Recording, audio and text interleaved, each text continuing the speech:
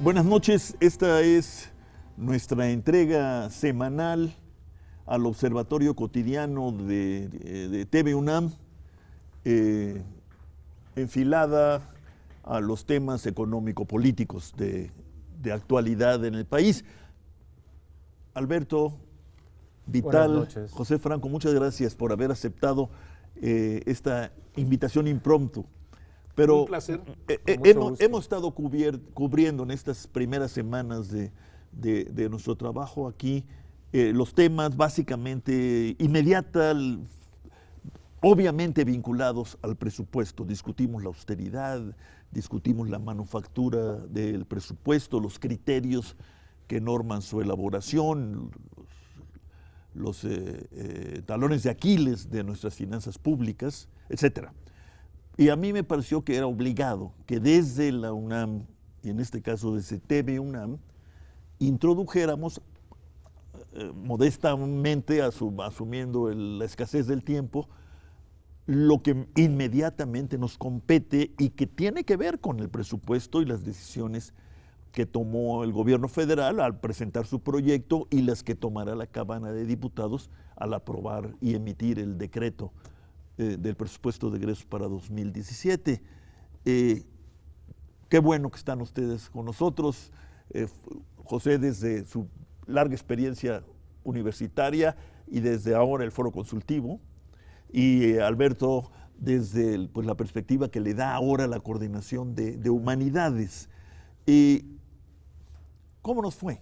¿Cómo le fue a la comunidad educativa y de investigación? O sea, la comunidad de estudios superiores de este país. O, como dirían recientemente en la Facultad de Filosofía, la comunidad de los altos estudios.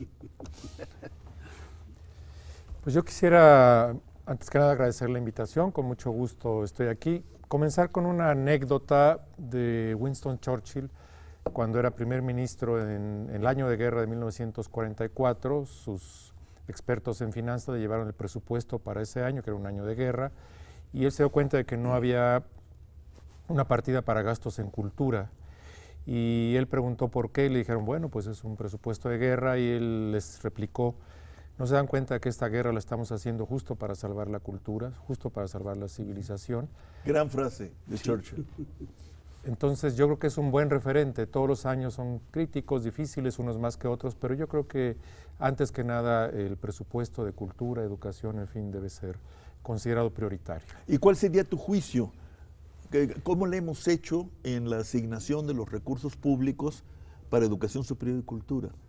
Pues se ha hecho un gran esfuerzo, sin embargo siempre es insuficiente. Los países que están a la cabeza en aspectos muy importantes tienen un porcentaje con respecto al PIB que se acerca al 3, 4%, en fin, y yo creo que México por lo menos debería estar tocando como piso el 1%, en un momento que yo creo que sí puede la comunidad universitaria, la comunidad de investigación en lo general, sí puede responder con respecto a un uso muy racional y muy respetuoso de esos recursos que se nos confían. José, tú has advertido recientemente que se estaba haciendo un esfuerzo documentable por parte del actual gobierno federal, presidido por el presidente Peña, en materia de apoyo a la investigación básica y en desarrollo, como se dice, ¿no? Ese ascenso que tú has documentado, primero, ¿se mantiene con el presupuesto para 2017 o ha sido revisado no necesariamente para bien? Sí, bueno, el presupuesto para investigación, no únicamente básica, también investigación aplicada, o sea, investigación, desarrollo, es muy, muy importante, es estratégico para nuestro país por muchas razones, es la construcción del futuro y como bien dijo Alberto, pues estamos todos los días en una batalla para construir y defender no solamente lo que se entiende como cultura, que tiene que ver más con el arte aquí en México, sino pues eso, la civilización y la creación de opciones para nuestro país. Y en ese sentido, ciencia, tecnología e innovación son puntos críticos para competir en un mundo cada vez más difícil de competir, y que obviamente pues las reglas del juego en economía, que tú conoces mejor, en economía y finanzas, y por otro lado, digamos, la hegemonía que tienen los países, se dan en este momento gracias al valor agregado que da el conocimiento a los productos que generan pues una gran cantidad de insumos económicos, y que además, yo creo que es muy importante subrayarlo, permiten que la sociedad mejore sus condiciones. Entonces, en México hemos tenido una inversión en ciencia y tecnología que ha sido errática, porque los parámetros que se han utilizado para definir los presupuestos obviamente no han sido parámetros que correspondan a las áreas de ciencia, tecnología e innovación, sino han sido pues decisiones básicamente políticas. El 1% famoso del que hablamos todos, ¿es una regla de dedo? Mira, ese ¿O viene de alguna experiencia fuerte internacional? Ese 1%. Porque yo sí sé del 8% de la educación, ese me lo contó uno de sus autores. Ah, perfecto. Fue una salida, digamos, en una asamblea, ¿no? de UNESCO, pero no necesariamente es el coeficiente. Es el parámetro. No existe el coeficiente. Sí. Bueno, mira, el famoso 1% se dio en los 60s. No sé si fue una salida fácil a una discusión en algún foro internacional, pero digamos en los 60 se consideró como un punto deseable al cual debía de llegar todo país. Una inversión en ciencia y tecnología del 1% pues garantizaba el tener un desarrollo en todos estos rubros sano. Estados Unidos a lo largo de muchos años ha venido incrementando su inversión, y para los 60 ya la inversión estaba cerca del 2% de su Producto Interno Bruto. El día de hoy, si tomamos a la OCDE como referente, el promedio de los países de la OCDE están invirtiendo el 2.4% de su Producto Interno Bruto.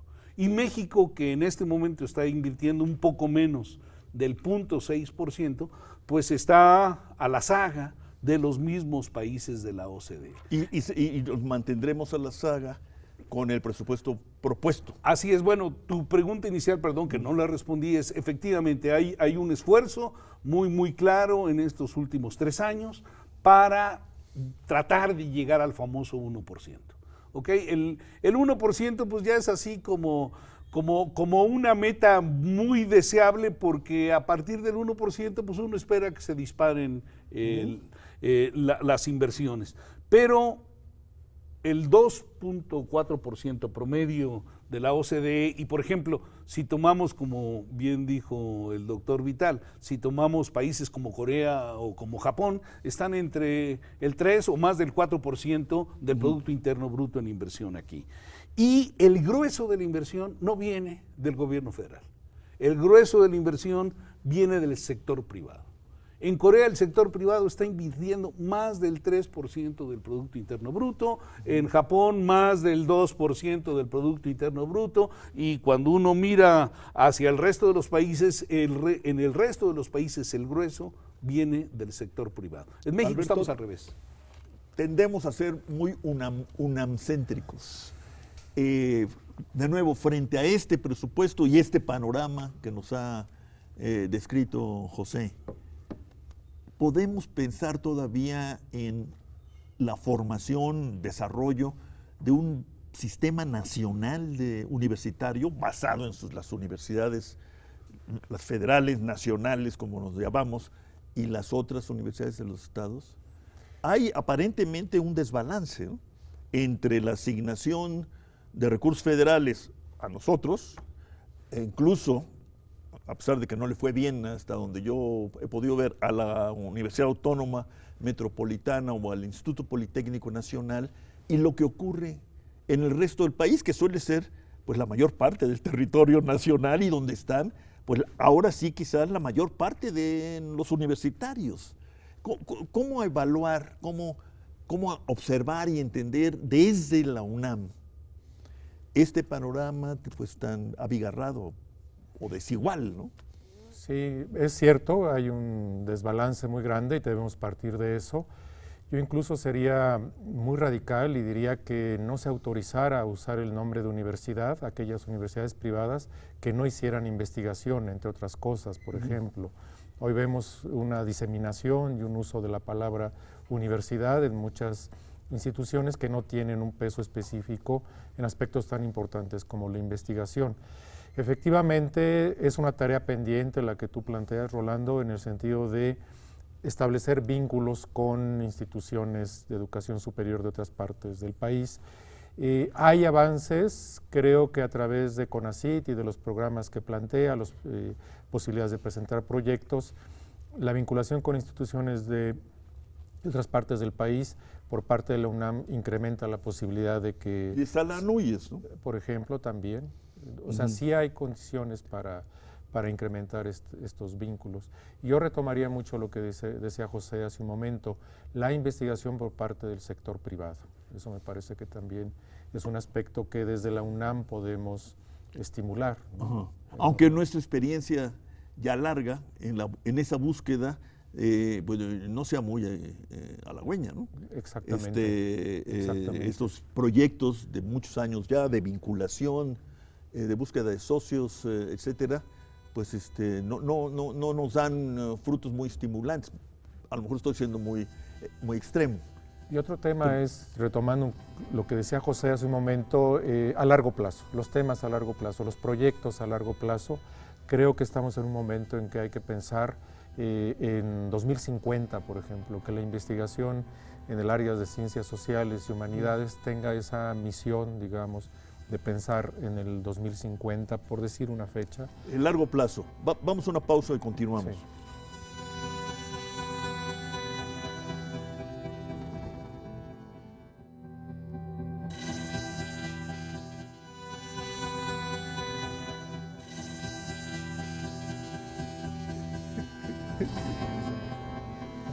El largo plazo, Alberto, ¿cómo se construye el largo plazo cuando estamos sometidos a lo inmediato? No solo nosotros, el mundo en su conjunto.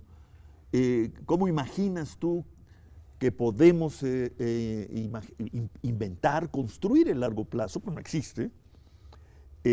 A partir de esta circunstancia, y vuelvo al tema, puede parecer menor, dada la magnitud de nuestros conceptos y de nuestros queveres, ¿no? Pero es importante. Es decir, a partir de decisiones tan frías y crudas como es una asignación de recursos para el año que viene. Se llama presupuesto de egresos de la Federación. Pues acaba de haber una reunión, por ejemplo, de grandes países con el tema de ciudades 2050, ¿no? Entonces ahí Finlandia, Corea del Sur, por ejemplo, están pensando en qué vamos a hacer primer lugar o segundo lugar a nivel mundial en distintos rubros.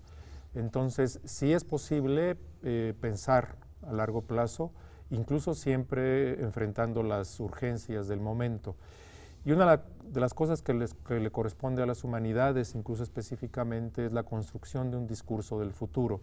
Porque efectivamente, si leemos el periódico de todos los días, y me temo que muchos jóvenes puedan pensar no hay futuro, y eso es algo muy grave, ¿no? Entonces, lo contrasto con aquellos países que sí están diciendo, por supuesto que va a haber futuro, con toda la teoría de las incertidumbres que podamos manejar, que también es válida, pero apostar a que sí va a haber futuro dentro del marco de las incertidumbres y decir, entonces voy a hacer esto y esto y esto. Cuando te quitas esa posibilidad, aún en un marco de incertidumbres, estás quitando la posibilidad de pensar a largo plazo, lo que decía Pepe hace rato, efectivamente, sí. Si no tenemos ese pensamiento a largo plazo, perdemos esa posibilidad. Y es una responsabilidad de las ciencias sociales y de las humanas, y el diálogo con las otras grandes ciencias también. Voy a cometer una aberración, poner a valor presente a Churchill. Por ejemplo. Por ejemplo, traerlo al siglo XXI con esa estupendo apotegma, ¿no? Sí. José. largo plazo desde las ciencias, como ustedes insisten en llamarse las ciencias duras. No, nosotros no, ¿eh? Esto es psicoanalítico. Nosotros no. Yo no sé quién pensó un colega habla más bien de las ciencias densas. Y las complejas también. Bueno, yo creo que tanto en ciencias sociales, humanidades y las ciencias naturales hay que hacer planeación a largo plazo. ¿Por qué? Pues porque la ciencia tiene proyectos que no se ajustan a un sexenio y mucho menos a un año fiscal. Y nuestro gran problema es que estamos restringidos en México, y bueno, no es el único caso, hay muchos otros países, pero los países líderes no están restringidos a esas, digamos, a estos vaivenes que se dan en un periodo federal o en un periodo fiscal, ¿no? O sea, hacen lo que tú me decías en la tomada de café, política de Estado. Hacen política de Estado más allá de los gobiernos. Y planeación de largo plazo. Y bueno, ya Alberto nos dio unos ejemplos. Corea está pensando en ser el primer lugar o el segundo lugar o ascender tantos escaños de aquí al 2050. Si tú tomas, por ejemplo, el programa espacial estadounidense porque es el que quizá nos es más conocido aquí en México, están planeando en unas décadas llegar a la Luna, llegar a Marte para instalarse. O sea, el ser humano llegar a Marte. Y tienes que planear y tienes que tener fondos a lo largo de un periodo largo para poder desarrollar o poder vencer los retos tecnológicos que esto significaría y desarrollar la ciencia que esto significaría. Si recuerdas, a finales del siglo pasado, hubo un proyecto de genoma humano que pues el día de hoy ha cambiado nuestra forma de ver la vida, no solamente de los humanos, sino de todos los seres en el planeta. Ese fue un proyecto de una década con una inversión garantizada. Digamos, aquí en los últimos años, tanto en Europa como en Estados Unidos, se han definido un par de proyectos para el estudio del cerebro, como la última frontera. Y Europa decidió que va a invertir 1.000 millones de euros a lo largo de 10 años, 100 cada año, para hacer investigación. Dame un ejemplo, José, danos, de lo que imaginarías para México. No se trata de seguir la pista americana y montar nuestra industria espacial para llegar a Saturno. No, pero tenemos que hacer planes de largo plazo y tenemos que hacer prioridades. Sí hay que hacer prioridades. Yo creo que tenemos que establecer prioridades. Uno de los grandes problemas que tenemos en México es que no hay prioridades. Las prioridades cambian de acuerdo a quien esté en la silla. Pero nuestras prioridades parecen chocar con las prioridades de que ha dado cuenta el actual gobierno. Bueno, yo no, digamos, yo no veo a un gobierno en particular como quien deba de definir las prioridades a largo plazo. O sea, definirá de las prioridades a largo plazo cuáles son las que va a impulsar con más fortaleza, pero tenemos que sí respetarlas, ¿no? Exactamente. O sea, aquí mi preocupación es si estamos respetando estas prioridades, aunque sean intuitivas, con nuestro actual comportamiento. Hablo en primera persona del plural porque creo que nos compete también la responsabilidad, no es responsabilidad nada más del gobierno. Así es, somos copartícipes de este asunto. Y bueno, no había reflexionado como lo has planteado, pero tienes toda la razón. Si hago una reflexión rápida, yo creo que sí ha habido un respeto a prioridades en los primeros 3 años. En este momento, para el caso de ciencia y tecnología, hay, digamos, una contracción muy fuerte en la inversión federal que yo creo que no es sana para el futuro del país y que yo creo que debía de revisarse. Entonces, sí ha habido respeto, creo que en este momento algo pasó, que se desfasó el asunto y nos regresa a como estábamos a principios del sexenio. ¿Ok? Pero, como ya lo subrayó Alberto, nuestro reto es cómo le hacemos para incrementar la inversión privada en estos y otros rubros. Ahora, esta no se va a dar porque alguien decida que se tiene que dar. Claro. Se debe de dar porque hay intereses que son satisfechos a lo largo del camino con esta inversión. Y para eso necesitaríamos tener sectores productivos que tuvieran alta tecnología. Si los sectores productivos en México se modernizan, si las cadenas de valor empiezan a desarrollar diseño y empiezan a resolver problemas, tanto las cadenas de valor como las grandes empresas de capital nacional van a verse no obligadas, pero sí con la necesidad de contratar investigadores, y con lo cual se va a inyectar en esta dirección recursos. Alberto, volvamos a lo que planteaste, que me parece muy importante. Las humanidades tienen que generar una, vamos a llamarle así, una cultura de futuro. Sí. ¿Cómo imaginas esta gestación, esta promoción? Al final tiene que ser un proyecto a largo plazo otra vez, ¿no? Sí, efectivamente. Aunque Keynes decía que en el largo plazo todos estaríamos muertos, ¿no?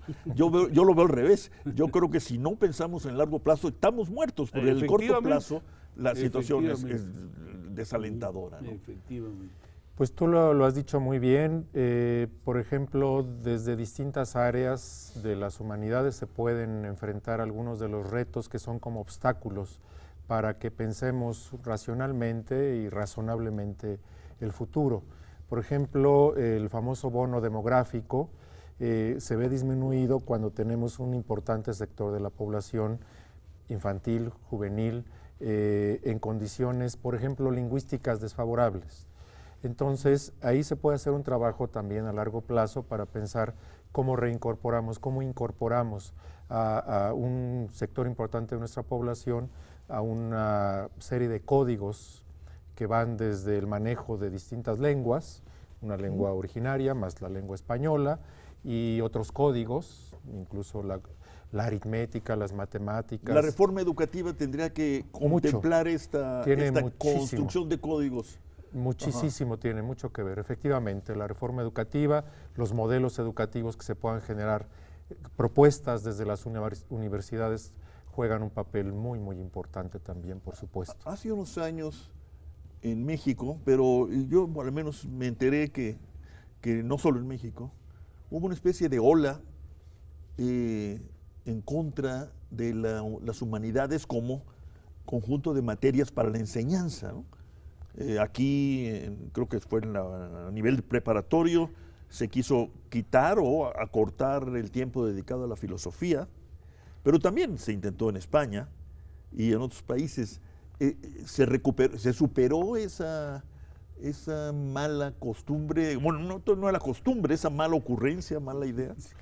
Yo recuperaría dos frases o dos reflexiones en lo general, una de Marx y otra de Hannah Arendt. La de Marx es: cuando ya hay un pensamiento que se vuelve máquina, que se mecaniza, digamos, entonces hay una cierta sensación de que el pensamiento puede hacerse a un lado, puesto que ya se creó una dinámica.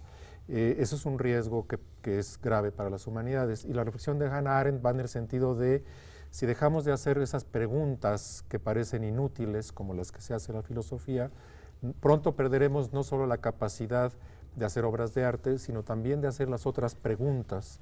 Porque algo que hace la filosofía es preguntar, es inquirir, es rastrear incluso aquello que se da como evidente. Entonces, nos está enseñando constantemente a preguntarnos, y eso es algo muy, muy importante. Entonces, efectivamente, hubo una ola muy grande que tiene también mucho que ver con este pensamiento que se vuelve puramente cálculo, por decirlo de una manera muy en lo general, de manera que ya no necesita el otro pensamiento más especulativo, crítico. Y entonces, en ese sentido, pues sí, hay que hacer una fuerte defensa de las humanidades. De las humanidades. Yo me atrevo, economista al fin, diría, como fuerza productiva. Lo es. No como divertimento, sino como fuerza productiva. Lo es totalmente. Estamos terminando, José. A ver, bueno, no, yo José, quisiera... conocido más bien como Pepe Franco. Pepe Franco, sí. Bueno, yo creo que es muy, muy importante esto que está apuntando Alberto y que tú pusiste sobre la mesa, porque la falta de ética, que es parte de lo que debemos de aprender en filosofía, pues ha generado una corrupción que nos permea en todos lados. O sea, yo creo que estamos viviendo las consecuencias justamente de esa falta de visión y de quitar a las humanidades de el escenario que rige el comportamiento de nuestra sociedad. Pues vamos a ver, Alberto, José, si mensajes como este que pudimos generar en estos pocos minutos, son recibidos ahora por la Cámara de Diputados. Claro. Y revisan el presupuesto propuesto por el gobierno federal con estos ojos, ¿no? Y no con los ojos de la partida doble, que es importante y útil, pero los presupuestos de un país no se hacen solo con base en la partida doble. Eso es lo que yo estoy aprendiendo en estas reuniones con ustedes. José, Alberto, muchas gracias. Muchas gracias, Rolando. Al contrario, a ti. Gracias. Gracias por la invitación.